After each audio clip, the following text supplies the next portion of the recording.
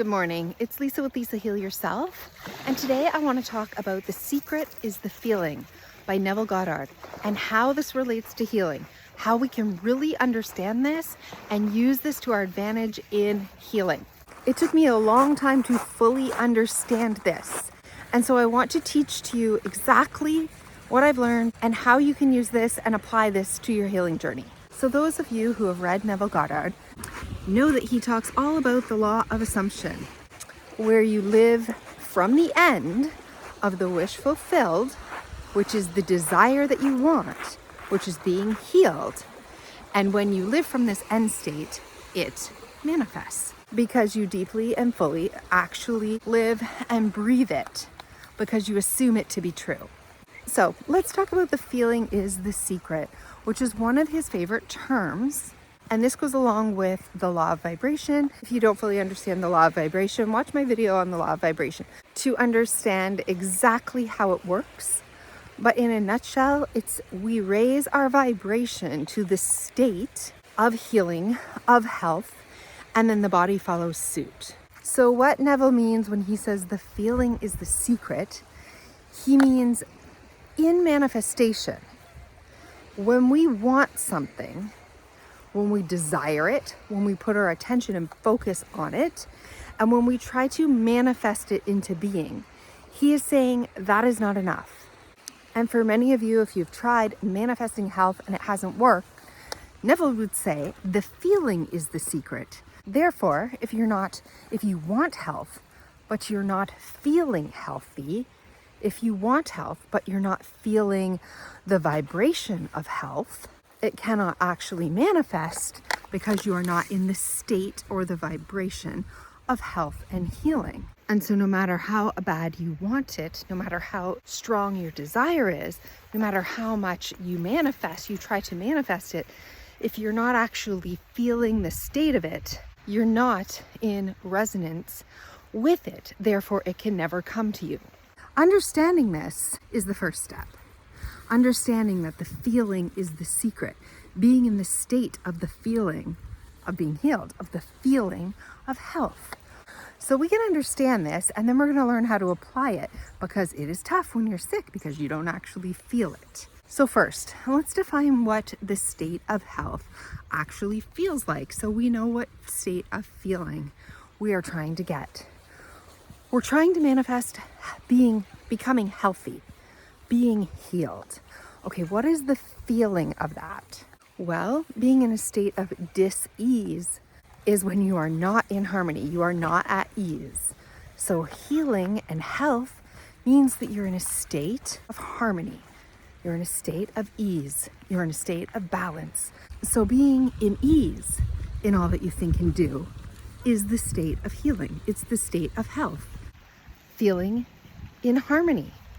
Not just with your environment or your body, but your thoughts and your emotions and all of it.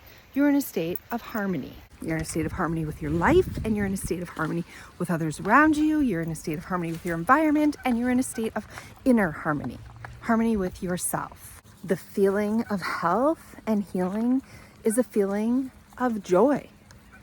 It's a feeling of vibrancy, vibrant energy. We associate the feeling of vibrancy and good high energy with healing. So that state of energy, that high, joyful, vibrant, alive energy.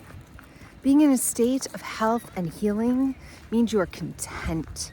It means feeling contentment, feeling ease, feeling vibrancy, feeling joy, feeling good in your body.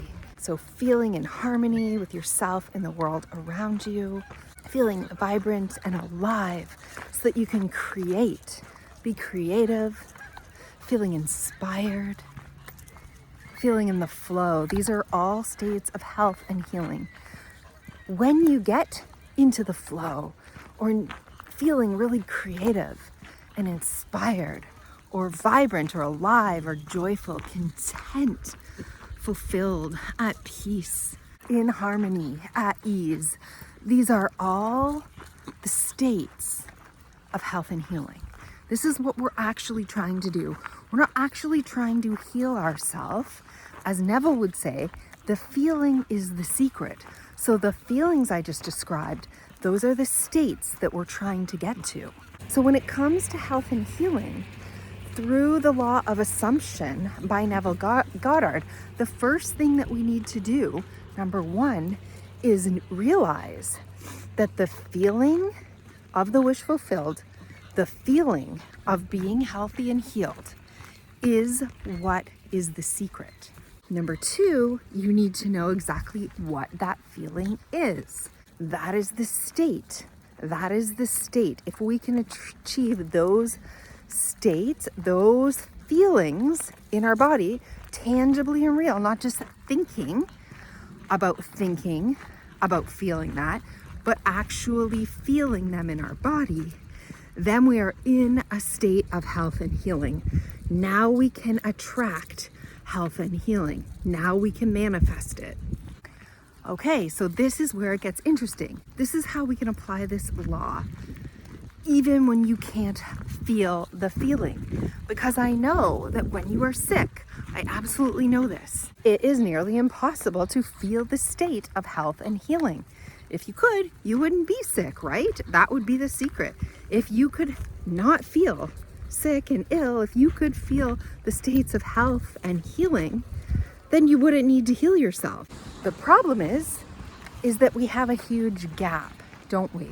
From being in the state of what we're actually feeling, which is pain and suffering and illness and worry and fear and anxiety and pain and discomfort, all the feelings that we feel, to actually being in a state of allowing ourselves to feel the energy of healing, to feel that vibration of healing, the feelings of it. We have a massive gap.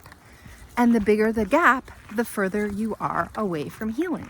And the closer the gap, the more often you can feel that feeling, the more often you can slip in and out of those feelings, the longer we can hold the state of that feeling, the closer you are to consistently and always experiencing that feeling, being in the state of health and healing all the time. Therefore, attracting health and healing into your life and actually becoming healthy and healed. Okay, so we have got a big, huge, wide gap. And I know what you're thinking, because I was thinking this too. Okay, that's great. I understand what the law of assumption is.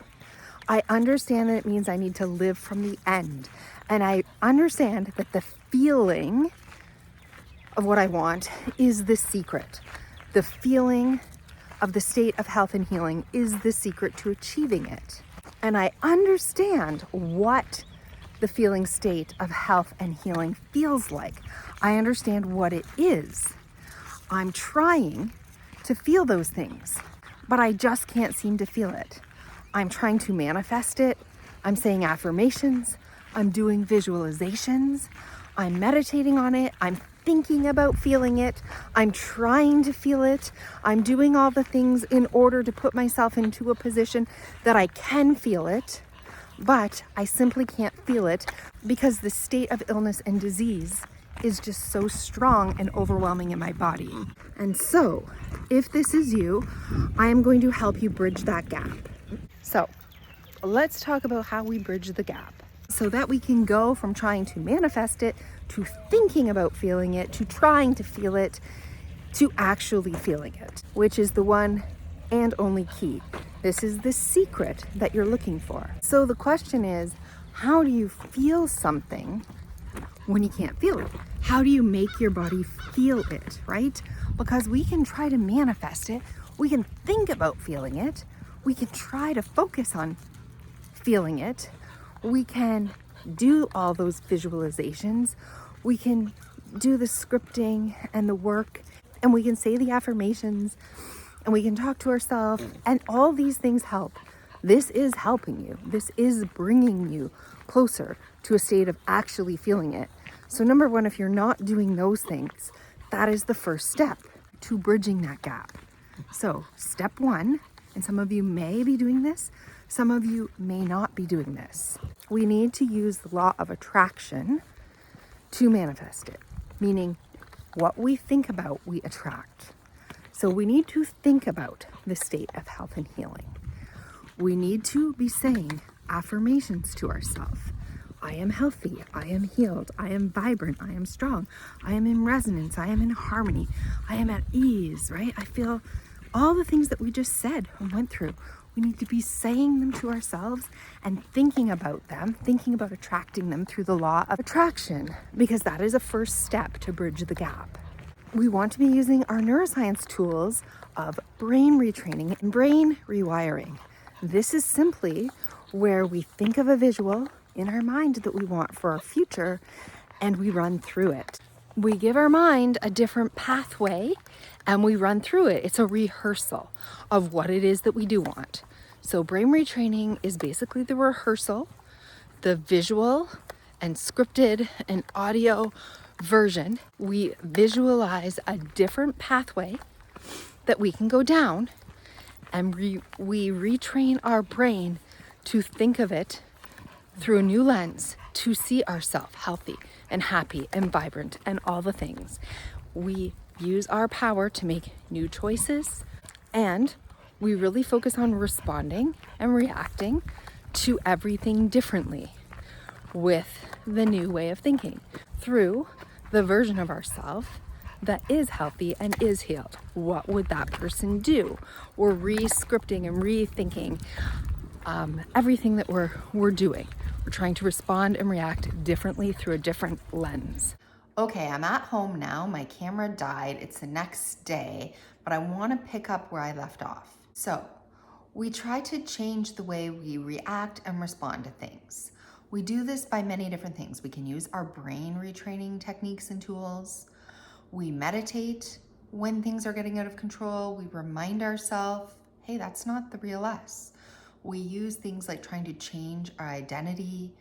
We use visuals to try to instill a new reality and a new future, right? So we just try to break these old patterns and we try to replace them with new things. We try to respond and react differently through the lens of how somebody who is actually healed would act. This is going to help us be able to start to feel those feelings. Because let's remember, any feeling that we're feeling, which is actually sensations in the body, okay, that's what the feelings are. They're sensations in the body. And we're tangibly feeling it through all the sensations in our body. And we want to be feeling sensations of health and healing. We want to be feeling that calm in our body, that ease, that joy, that vibrancy, that flow. We want to be feeling stable and in harmony with our body. When we have sensations, when we're feeling things in our body, it's always preceded by our thoughts and our emotions. That is why changing our thoughts, and that is why changing our emotional state and learning to react and respond differently to something is helpful. Because when we're constantly thinking negative thoughts or thinking about the illness or focusing our attention on what it is we don't want, the sensations ultimately come as a result of that happening over a long extended period of time. And same with emotions. When we're feeling that hopelessness and that despair and that sadness and that guilt and that shame and that helplessness and the sadness and everything that you're feeling, those emotions translate and turn into sensations in our body too, right? Different sensations are going to come up as a result of this prolonged negative or lower vibrational emotions that we're feeling. So let's remember that our sensations in our body are always preceded by thoughts and emotions. So that is why doing the manifestation work and doing all the work with all the tools that we have to change our thinking, to change our emotions, really, really helps. Because when we're thinking of things differently and when we're feeling different emotions and thinking different thoughts, eventually, for an extended period of time, eventually we're going to be able to start to feel the sensations of being in ease, of being in joy, of being creative, of being in love, of feeling healthy, of feeling healed, of feeling at ease, of feeling in harmony because we're going to be feeling it through our emotions, and we're going to be thinking it and redirecting our brain to think those thoughts with our mind. So if we think something long enough and we feel it in our emotions long enough, our sensations are going to be elevated, and they're going to come as a natural consequence of those prolonged better states that we're thinking. And so this is where we can use our conscious mind to change our thinking, and we can use our conscious awareness to change and look at something through a different lens to change the emotional landscape in which we live, so that we begin to incorporate different emotions, different feelings. We're reacting and responding to what's going on in a new way, in a healthier way, or in a happier way, in a way that's that naturally has more harmony and ease, and is more in line with who you truly are, with the truest part of yourself, your true nature. Okay, so let's go back to the gap. So the gap of what you're actually able to feel and what you want to be able to feel. Here's the gap. We have a gap in between. And we're like, okay, we're using our mind, we're using our emotions, we're redirecting everything. We're thinking of it, we're focused on what we want, we're trying to attract it. We're thinking of things through a different lens. We're trying to feel different things by being somebody new, by trying to be somebody new who looks and thinks and feels about things differently, more in line with who we are as a person, and not getting caught up in all these patterns and emotions that have been playing out in our life that are contributing to illness. But maybe the gap is still there. Maybe the sensations are so overwhelming and all this work isn't calming them down quite enough for you to be able to actually feel and embody that state of what it feels like to be in ease, because maybe you have terrible pain or terrible sensations in your body that make it almost literally next to impossible, no matter what your mind and your emotions are doing, to feel that state, to raise your vibration in such a way that you are actually feeling it physically. Now, if you keep doing the work of changing the thoughts and changing the emotions and doing the inner work, you are eventually going to get there. That gap is going to eventually become smaller and smaller and smaller. You're going to slip in and out of moments of ease, slip in and out of moments of harmony, slip in and out of moments of joy, slip in and out of moments of vibrancy or creativeness or inspiration or any feeling of health and healing. When you're working with these and doing the inner work, it's eventually going to happen. You're going to slip in and out, or you're going to hold the state for longer. You're going to blow it up when it comes. You're going to blow it up when you're actually having a good day.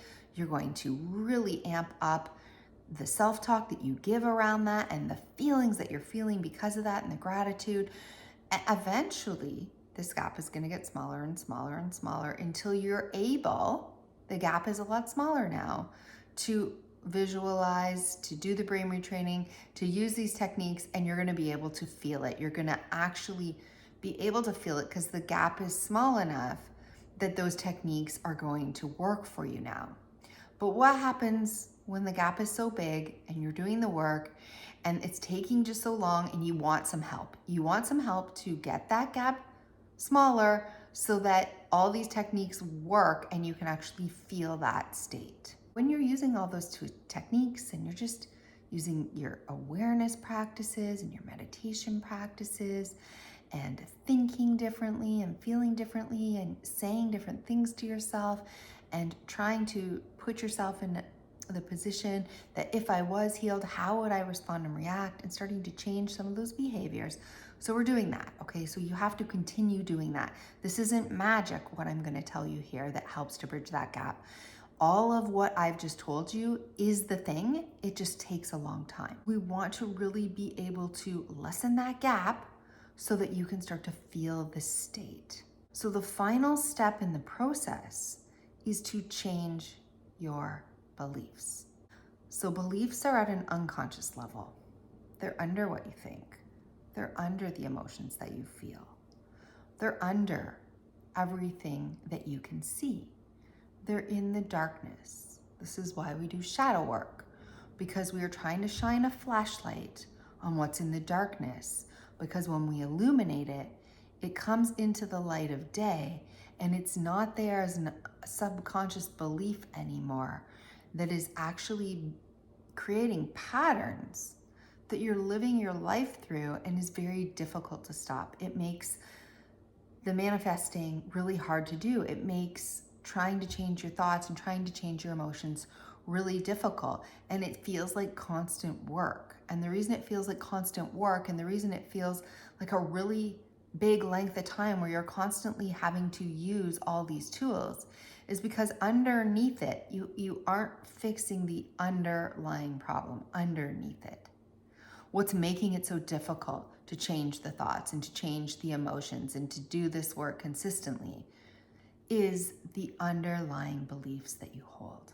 So changing your subconscious beliefs is the thing, because when we change who we are and what we believe at a fundamental level, what has been programmed into our consciousness through other people, through our parents, through our first 5 to 7 years of life where we were just programmed, or through big traumatic experiences that we had along our way in life, where our survival was threatened, where we felt threatened, where we felt like our needs weren't getting met and we weren't safe.